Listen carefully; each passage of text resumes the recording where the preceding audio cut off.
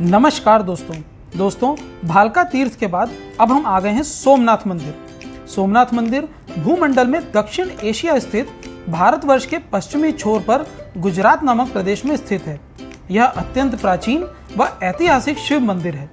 यह भारतीय इतिहास तथा हिंदुओं के चुनिंदा और महत्वपूर्ण मंदिरों में से भी एक है। इसे आज भी भारत के 12 ज्योतिर्लिंगों में सर्वप्रथम ज्योतिर्लिंग के रूप में पूजा जाता है। गुजरात के सौराष्ट्र क्षेत्र के वेरावल बंदरगाह में स्थित इस मंदिर के बारे में कहा जाता है कि इसका निर्माण स्वयं चंद्रदेव ने किया था, जिसका उल्लेख ऋग्वेद में स्पष्ट है। दोस्तों, यह मंदिर हिंदू धर्म के उत्थान पतन के इतिहास का प्रतीक रहा है। अत्यंत वैभवशाली होने के कारण इतिहास में कई बार यह मंदिर तोड़ा तथा पुनर्निर्मित किया गया। आज हम इस मंदिर में प्रवेश करने से पहले इस जानकारी को प्राप्त कर रहे हैं। वर्तमान भवन के पुनर्निर्माण का आरंभ भारत की स्वतंत्रता के पश्चात लौह पुरुष सरदार वल्लभ भाई पटेल ने करवाया और पहली बार 1955 को भारत के राष्ट्रपति डॉक्टर राजेंद्र प्रसाद जी ने इसे राष्ट्र को समर्पित किया। सोमनाथ मंदिर विश्व प्रसिद्ध धार्मिक व पर्यटन स्थल है। मंदिर प्रांगण में रात 7:30 से 8:30 बजे के 1 घंटे का लाइट एंड साउंड शो चलता है, जिसमें सोमनाथ मंदिर के इतिहास का बड़ा ही सुंदर चित्रण किया गया है। लोक कथाओं के अनुसार यहीं श्री कृष्ण ने देह त्याग किया था। इस कारण इस क्षेत्र का और भी महत्व बढ़ गया है। दोस्तों, सोमनाथ पहुंच करके हमने अपनी कार को कार पार्किंग में पार्क कर दिया है और यहाँ वहाँ पार्क करने की बजाय सिर्फ 50 रुपये में आप अपनी गाड़ी को एक अच्छे स्थान पर पार्क कर सकते हैं। दोस्तों, कार पार्किंग करने के बाद अगर आपने गेस्ट हाउस वगैरह में बुकिंग कराया हुआ है, जो मैं आपको बता दूं कि गेस्ट हाउस में बुकिंग मिनिमम आने वाले दिन से 4 से 5 दिन पहले करानी पड़ती है।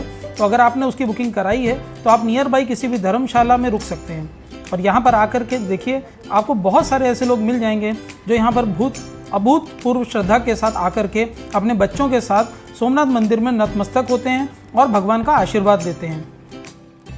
दोस्तों, यहाँ पर और भी बहुत सारे मंदिर हैं, जैसे शशि भूषण मंदिर, भीड़ भंजन गणपति मंदिर, बाणेश्वर मंदिर, चंद्रेश्वर रत्नेश्वर मंदिर, कपिलेश्वर मंदिर, रोटेलेश्वर मंदिर, भालुका तीर्थ, भालेश्वर, प्रगटेश्वर, पद्मकुंड, पांडवकूप, द्वारिकानाथ, बालाजी मंदिर, लक्ष्मी नारायण मंदिर, रुद्रेश्वर मंदिर, सूर्य मंदिर, हिंगलजा माता गुफा, गीता मंदिर, वल्लभाचार्य महाप्रभु की 65वीं बैठक के अलावा और भी बहुत सारे मंदिर हैं।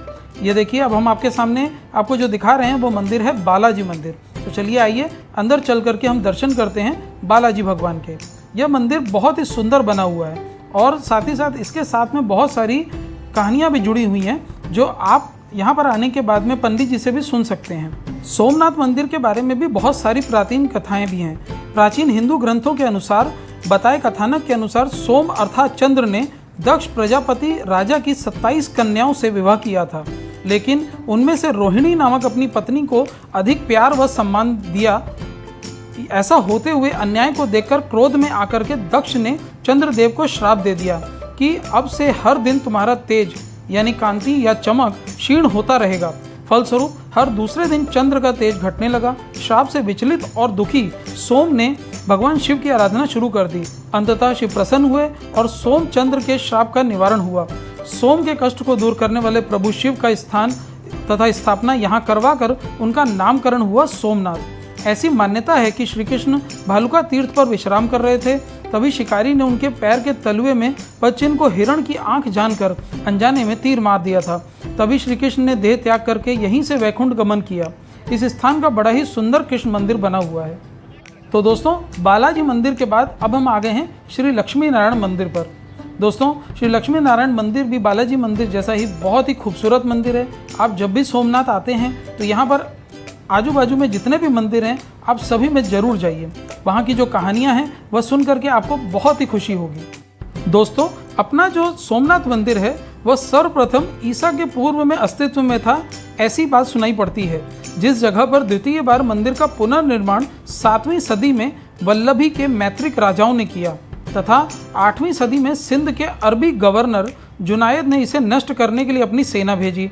गुर्जर प्रतिहार राजा नागभट्ट ने 815 ईस्वी में इसका तीसरी बार पुनर्निर्माण किया। इस मंदिर की महिमा और कीर्ति दूर दूर तक फैली थी। अरब यात्री अल बरूनी ने अपनी यात्रा वृत्तांत में इसका विवरण लिखा, जिससे प्रभावित होकर महमूद गजनवी ने सन 1024 में कुछ 5000 साथियों के साथ सोमनाथ मंदिर पर हमला किया, उसकी संपत्ति लूटी और उसे नष्ट कर दिया। 50,000 लोग मंदिर के अंदर हाथ जोड़कर पूजा अर्चना कर रहे थे, प्रायः सभी कत्ल कर दिए गए। इसके बाद गुजरात के राजा भीम ने और मालवा के राजा भोज ने इसका पुनर्निर्माण कराया। सन 1297 में जब दिल्ली सल्तनत ने गुजरात पर कब्जा किया तो इसे 5वीं बार भी गिरा दिया गया। मुगल बादशाह औरंगजेब ने इसे पुनः 1706 में गिरा दिया। इस समय जो मंदिर खड़ा है उसे भारत के गृह मंत्री सरदार वल्लभ भाई पटेल ने बनवाया और 1 दिसंबर 1955 को भारत के राष्ट्रपति डॉक्टर राजेंद्र प्रसाद ने इसे राष्ट्र को समर्पित किया। 1948 में प्रभास तीर्थ यानी प्रभास पाटन के नाम से जाना जाता था। इसी नाम से इसकी तहसील और नगर पालिका थी। दोस्तों, यह जूनागढ़ रियासत का प्रमुख मंदिर था, लेकिन 1948 के बाद इसकी तहसील, नगर पालिका और तहसील कचहरी का वेरावल में विलय हो गया। मंदिर का बार बार खंडन और जीर्णोद्धार होता रहा, पर शिवलिंग यथावत रहा। लेकिन सन 1048 में महमूद गजनी ने जो शिवलिंग खंडित किया वह यही आदि शिवलिंग था। इसके बाद प्रतिष्ठित किए गए शिवलिंग को 1300 में अलाउद्दीन की सेना ने खंडित किया। इसके बाद कई बार मंदिर और शिवलिंग को खंडित किया गया। बताया जाता है आगरा के किले में रखे देवद्वार सोमनाथ मंदिर के हैं। महमूद गजनी सन 1026 में लूटपाट के दौरान इन द्वारों को अपने साथ ले गया था। सोमनाथ मंदिर के मूल मंदिर स्थल पर मंदिर ट्रस्ट द्वारा निर्मित नवीन मंदिर स्थापित है। राजा कुमार पाल द्वारा इसी स्थान पर अंतिम बार मंदिर बनवाया गया था। सौराष्ट्र के मुख्यमंत्री उच्चंगराय नवल शंकर ढेबर ने अप्रैल 1940 को यहाँ उत्खनन कराया था। इसके बाद भारत सरकार के पुरातत्व विभाग ने उत्खनन द्वारा प्राप्त ब्रह्मशिला पर शिव का ज्योतिर्लिंग स्थापित किया। दोस्तों, सोमनाथ मंदिर जो है वह एक समुद्र के किनारे पर है और यहाँ पर एक ओशन व्यू करके एरिया भी डेवलप किया गया है, जो राज्य सरकार ने यहाँ पर बहुत ही अच्छी तरह से डेवलप किया है। तो चलिए आइए थोड़ा सा ओशन व्यू में घूम करके हम बहुत सारी चीज़ें देखते हैं जो भारत सरकार ने यहाँ पर डेवलप की हैं और राज्य सरकार की मदद से यहाँ पर जो डेवलप किया हुआ ओशन व्यू है वह बहुत ही सुंदर है। आप जब यहाँ पर आते हैं तो जो आपको बाकी जगहों पर जैसे गोवा वगैरह जाते हैं तो वहाँ पर आपको दुकानें मिलती हैं, उसी तरह से यहाँ पे दुकानों को डेवलप किया गया है। दुकानों में लोकल जो चीज़ें हैं, हार श्रृंगार का सामान है, खाने पीने का सामान है, अभी तो टैटू वगैरह के लिए भी, और यहाँ पर टोपी, चश्मे, इन सब की बहुत ज़रूरत पड़ती है। साथ ही साथ में नींबू शरबत और बहुत सारे हार श्रृंगार का सामान और सीपियों से बनी हुई चीज़ें भी मिलती हैं। आप जब यहाँ पर आते हैं तो अपने दोस्तों, परिवारजनों के लिए आप यहाँ से कुछ छोटे छोटे चीज़ें लेकर के जा सकते हैं जो आप उनको गिफ्ट के तौर पे दे पाएँ। दोस्तों, सौराष्ट्र के पूर्व राजा दिग्विजय सिंह ने 8 मई 1950 को मंदिर की आधारशिला रखी तथा मई 1951 को भारत के प्रथम राष्ट्रपति डॉक्टर राजेंद्र प्रसाद ने मंदिर में ज्योतिर्लिंग स्थापित किया। नवीन सोमनाथ मंदिर 1962 में पूर्ण निर्मित हो गया। 1970 में जामनगर की राजमाता ने अपने पति की स्मृति में उनके नाम से दिग्विजय द्वार बनवाया। इस द्वार के पास राजमार्ग है और पूर्व गृह मंत्री सरदार वल्लभ भाई पटेल की प्रतिमा भी है। सोमनाथ मंदिर निर्माण में पटेल साहब का बहुत योगदान रहा है। दोस्तों, एक बहुत ही अच्छी जो इस जानकारी हमको यहाँ पर आकर के मिली थी वह मैं आपके साथ में साझा करता हूँ। वह है बाण स्तंभ। जो भी लोग यहाँ पर आते हैं वो मंदिर के अंदर जब जाएंगे तो मंदिर की परिक्रमा और नमन करने के बाद आप बाण स्तंभ जरूर देखिए। मंदिर के दक्षिण में समुद्र के किनारे यह बाण स्तंभ है। उसके ऊपर एक तीर रखकर संकेत किया गया है कि सोमनाथ मंदिर और दक्षिण ध्रुव के बीच में पृथ्वी का कोई भूभाग नहीं है। यानी अगर आप यहाँ से लाइट रे छोड़ेंगे तो वो यहाँ से सीधा दक्षिणी ध्रुव तक जाएगी। इस स्तंभ को बाण स्तंभ कहते हैं। मंदिर के पृष्ठ भाग में स्थित प्राचीन मंदिर के विषय में मान्यता है कि यह पार्वती जी का मंदिर है।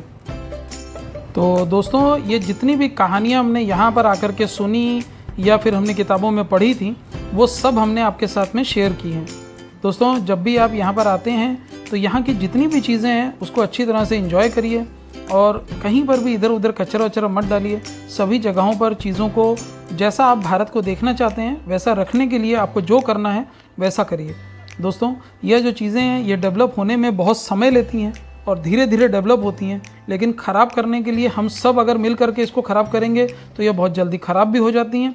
लेकिन अगर हम मिल करके इसको सुंदर बनाएंगे, अच्छा बनाएंगे तो यह बहुत जल्दी सुंदर भी दिखने लगती हैं। तो यह एज एक भारतीय होने के नाते, एक अच्छा भारतीय होने के नाते आप सभी लोगों से मेरी विनती है कि आप जब भी यहाँ पर आएँ तो चीज़ों को बहुत अच्छा तरह से यूज़ करें।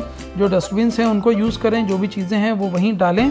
और अगर आप थोड़ा गर्मी के सीज़न में आ रहे हैं तो जो पानी की बोतलें हैं उनको आप रीयूज़ करते रहें, या अपने घर से एक अच्छी मिल्टन की या किसी अच्छी कंपनी की बोतल लेकर के आएँ और उसको ही यूज़ करें, ताकि उसमें जो पानी है वो ठंडा भी रहे और बार बार आपको पानी इधर उधर से जहाँ से भी मिलता है वहाँ से आप भर के उसको ही रीयूज़ कर लें। दोस्तों, अभी हम लोग आ गए हैं एक ऐसी जगह पे जहाँ पर सभी तरह की राइड्स वगैरह सब कराया जाता है, लेकिन यहाँ पर एक बीच में ही मूर्ति है हनुमान जी की। तो चलिए चलते हैं हनुमान जी की मूर्ति के पास और करते हैं दर्शन उनके, और साथ ही साथ बच्चों को भी एंजॉय करने के लिए अभी हम लोग ऊँट गाड़ी या जो भी घोड़े वाली सवारी है वो करवाएंगे, और फिर हम चलेंगे। देखिए उस साइड में मंदिर थे, हम लोग उस मंदिरों में भी जाएंगे। तो अभी हम लोग जा रहे हैं हनुमान जी के पास, क्योंकि हनुमान जी हैं जो सबकी रक्षा करते हैं और ये अनंत काल तक इसी पृथ्वी पर रहेंगे। इनको वरदान प्राप्त है अमरत्व का। तो जय हनुमान।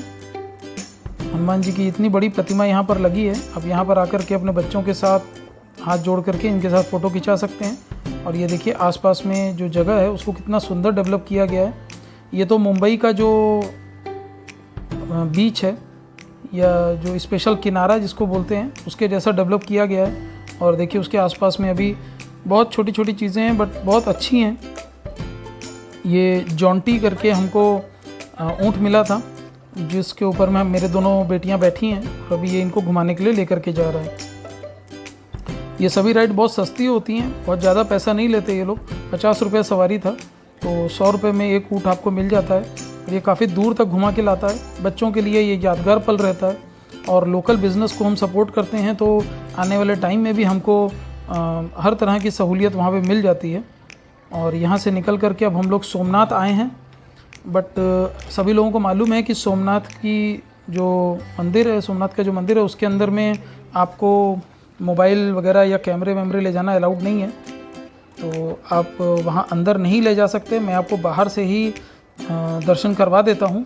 ये आसपास में बहुत सुंदर सुंदर चीज़ें बनाई हुई हैं गुजरात गवर्नमेंट और जो आर्टिस्ट हैं यहाँ के गुजरात के उनके द्वारा, और यहाँ से चीज़ें भी बहुत सस्ते सस्ते में मिलती हैं। तो सोमनाथ मंदिर जब आप दर्शन करने के लिए आते हैं तो आसपास में जो भी चीज़ें हैं उनको आप देख सकते हैं अपने साथियों के लिए लेने के लिए।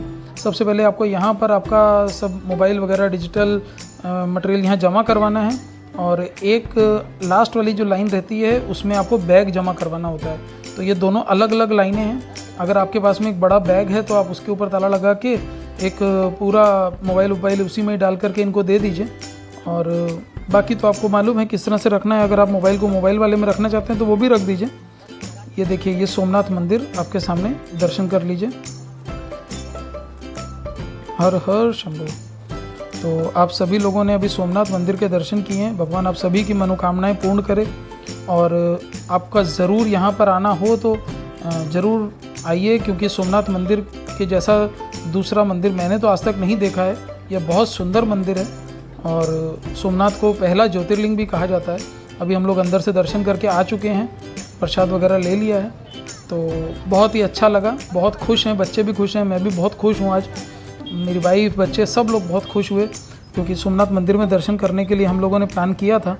और पहले हम गिरनार गए, उसके बाद हम सोमनाथ आए, और उसके बाद हम यहाँ सोमनाथ में आकर के दर्शन किया। ये दोस्तों हिरण, कपिला और सरस्वती, ये 3 नदियों का यहाँ पर संगम भी है, त्रिवेणी महासंगम। ये सोमनाथ से जब आप अपनी कार लेकर के बाहर निकलते हैं तो बाहर निकलते ही राइट हो जाइए। राइट होकर के आप थोड़ा सा 100-150 मीटर आगे चलेंगे तो वहाँ से लेफ़्ट होके ये सब चीज़ें आती हैं। तो आप ज़रूर आइए। यहाँ पर भी त्रिवेणी महासंगम है। यहाँ पर 3 नदियाँ हैं, हिरण, कपिला और सरस्वती। ये तीनों का यहाँ पर संगम होता है। चलिए मैं आपको दिखा देता हूँ। लोकल एरिया में इसकी बहुत महत्ता है, बहुत सारे लोग यहाँ पर आते हैं और बहुत सारी एक्टिविटीज़ यहाँ चलती रहती हैं। ये हम लोग थोड़ा गर्मी के टाइम पे आए हैं, इसलिए यहाँ पे अभी भीड़ आपको कम दिख रही है, और पानी भी थोड़ा कम है। अदरवाइज़ ये बहुत सुंदर जगह है। और यहाँ पर मोरारजी देसाई ने इसका स्थापना और इसका जो अच्छा उत्थान हुआ था वो किया था। ये घाट आप जो देख रहे हैं ये भी भरे रहते हैं, बट आज थोड़ा पानी भी कम है और गर्मी की वजह से लोग भी थोड़े कम हैं, बट फिर भी यहाँ पर बहुत सारे लोगों का आना जाना लगा रहता है। और आप भी यहाँ पर आकर के अपने पुरखों के लिए पूजा वगैरह कर सकते हैं। जो भी आप जानते हैं हिंदू धर्म में जो भी इन चीज़ों का महत्व है। और ये देखिए बहुत दूर में ये भी है जो परम सत्य है, इसको भी हमें कभी नहीं भूलना चाहिए। हमें हमेशा ये याद रखना चाहिए कि सभी चीज़ों का अंत होता है और हमें अच्छे कर्म करते रहने चाहिए, इसीलिए हमको ये मानव जीवन मिलता है। तो दोस्तों ये त्रिवेणी महासंगम है, आप ज़रूर यहाँ पर आइए और यहाँ आकर के थोड़ा समय बिताइए, यहाँ पौड़ियों पे बैठिए और अपने पुरखों को याद करिए और जो आपके अच्छे दिन हैं उनको याद करिए। जो आपसे गलतियाँ हुई हैं उसके लिए क्षमा मांगिए। और त्रिवेणी महासंगम में उन सभी पापों को धो दिया जाता है। लोग यहाँ का पानी अपने सिर पे डाल करके उन सभी चीज़ों को भुला लेते हैं और यहाँ पर ये चीज़ें भुलाने के लिए और पुराने पापों को क्षमा मांगने के लिए त्रिवेणी महासंगम में आप आ सकते हैं। तो चलिए अब हम लोग चलते हैं और आगे। अभी हमने बहुत सारी जगहें देखनी हैं, उसमें सूर्य मंदिर भी है, 5 पांडवों की गुफा भी है। तो ये देखिए यहाँ से जो सामने मंदिर दिख रहा है, मैं थोड़ा सा आपको अभी जूम करके दिखाता हूँ। वो देखिए वो काफ़ी दूर है, यहाँ से हम लोग जाएंगे अभी। और यहाँ पर जब भी आप आते हैं तो खुले मन से दान दीजिए।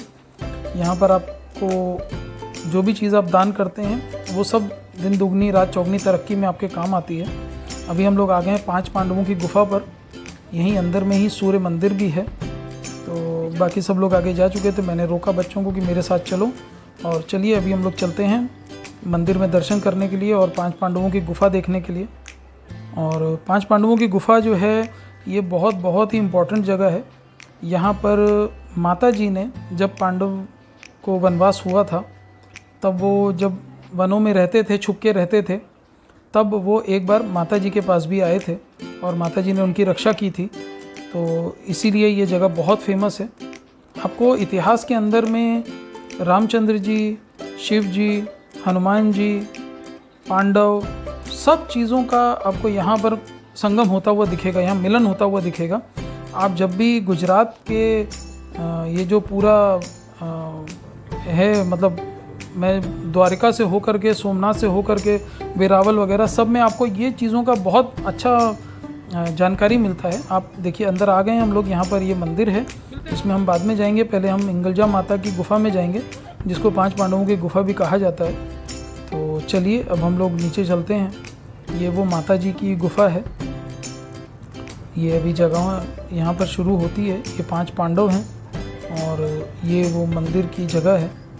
तो चलिए थोड़ा सा मंदिर के अंदर चलते हैं। ये है हिंगलजा माता की गुफा और ये माता जी का मंदिर है। यहाँ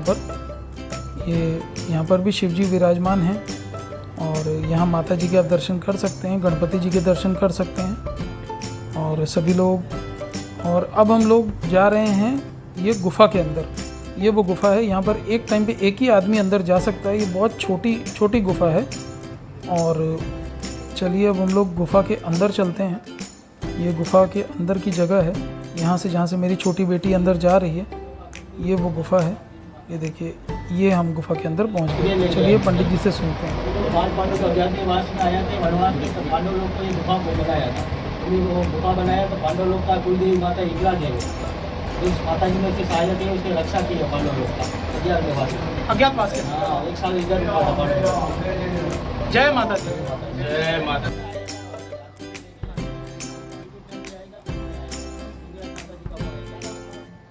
तो आपने पंडित जी से सुना किस तरह से माता जी ने पांडवों की रक्षा की थी। और अब हम चल रहे हैं सूर्य मंदिर के अंदर। दोस्तों ये मंदिर भी बहुत इम्पोर्टेंट है, सूर्य मंदिर भी है यहाँ पर। और ये जो आगे की जगह है ये सूर्य कुंड है, वहाँ भी हम जाएंगे। पहले हम मंदिर के अंदर चलते हैं। ये है सूर्य मंदिर। तो जैसा कि आप देख रहे हैं यहाँ पर अंदर सूर्य देवता विराजमान हैं। जी हाँ, ये वो मंदिर है। मंदिर में लेडीज़ जा कर के माता जी का पूजन करके प्रसाद लेती हैं। तो मैंने भी अपने बच्चों से बोला तब तक मैं आपको आसपास में जो कलाकृतियाँ हैं वो दिखा देता हूँ। ये बहुत सुंदर जगह है। आप जब यहाँ आते हैं तो आपको प्राचीन मंदिरों की जो वास्तुकला है उसके बारे में पता चलेगा, किस तरह से हर एक छोटी छोटी बारीकियों का ध्यान रखा जाता था और गोल घुमावदार जो बुर्ज होते थे वो यहाँ बनाए जाते थे। तो अभी मेरी दोनों बेटियाँ भी अंदर गईं और उनको भी प्रसाद मिला है, उन्होंने भी माथा टेका और प्रसाद लेकर के आई हैं। तो अभी हम लोग सूर्य मंदिर पे आ गए हैं और सूर्य मंदिर के बाद अब समय होता है हमारा सूर्य कुंड जाने का। दोस्तों इससे बाहर निकलेंगे आप तो लेफ़्ट में जैसे ही आप मुड़ेंगे तो यहाँ पर आपको सूर्य कुंड दिखाई देगा। चलिए अब हम लोग चलते हैं सूर्य कुंड में। ये है सूर्य कुंड, इसकी जो सीढ़ियाँ हैं ये सीधे नीचे तक जाती हैं, थोड़ा जाना मना है अभी, तो वैसे भी अंदर नीचे में भी पानी वगैरह भी नहीं है। तो मैं आपको जस्ट जूम करके एक बार दिखा देता हूँ। ये देखिए यहाँ पे भी सूर्य भगवान विराजमान हैं और साथ ही साथ में ये कुंड है, ये जो कुंड है। तो अभी आजकल जाना अलाउड नहीं है, इसलिए हम यहीं से ही वापस चले गए। आप जब आएंगे तब अगर बारिश का दिन है या थोड़ा सा मौसम अच्छा है तो वहाँ जाने देते हैं। तो अब समय हो गया है घर वापस जाने का। तो आप सभी लोगों का भी धन्यवाद। अम्बे माता की जय, गोरखनाथ भगवान की जय, दत्तेश्वर महाराज की जय, सोमनाथ भगवान की जय, सभी देवताओं की जय। आप सभी लोगों का बहुत बहुत धन्यवाद। हमारे चैनल के साथ इसी तरह जुड़े रहिए। अगली यात्रा पे फिर हम लेकर के चलेंगे आपको किसी और अच्छी जगह पर, और आप सभी लोग लाइक एंड सब्सक्राइब करते रहिए। धन्यवाद।